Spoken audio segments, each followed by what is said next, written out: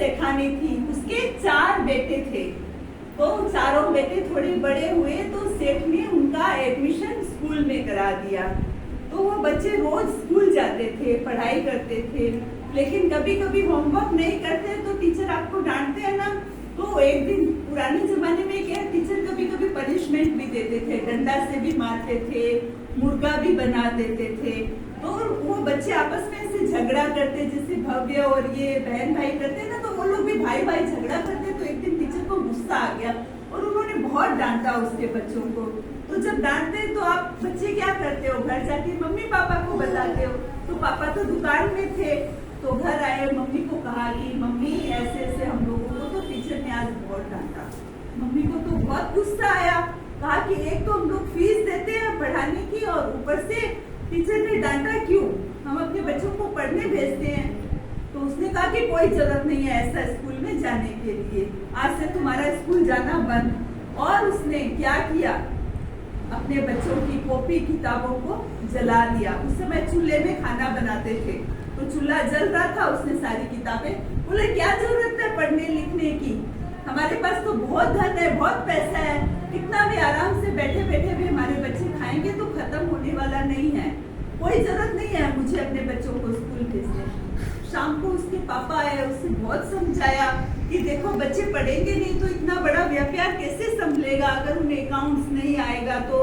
या पढ़े भी ना, कौन पूछता है आजकल, है ना, शादी के अभी नहीं होते हैं, सब देखते हैं कि लड़का क्या किया हुआ है ना, पूछते हैं ना, पढ़ाई तो जरूरी है सबको। तो उसके पापा ने कहा ठीक है तू स्कूल नहीं भेजती है तो मैं क्या कर सकता हूँ भाई, भेजना तो तुमको ही पड़ेगा, मैं तो दुकान में रहता हूँ, तैयार करना होमवर्क कराना सब काम तो मम्मी का होता है। एक काम करते हैं, बच्चों के ट्यूशन लगा देते हैं, तो ट्यूशन से भी बच्चे 1-2 घंटा भी पढ़ेंगे तो कुछ तो सीख जाएंगे, है ना। तो ठीक है, ट्यूशन सर घर आने लगे पढ़ाने, तो फिर वो बच्चे होमवर्क नहीं करते, झगड़ा करते, तो ट्यूशन सर ने डांट दिया। उसकी मम्मी ने देखा और कहा कि क्या जरूरत है मेरे बच्चों को डांटने की, रहने दीजिए आप कल से पढ़ाने मत।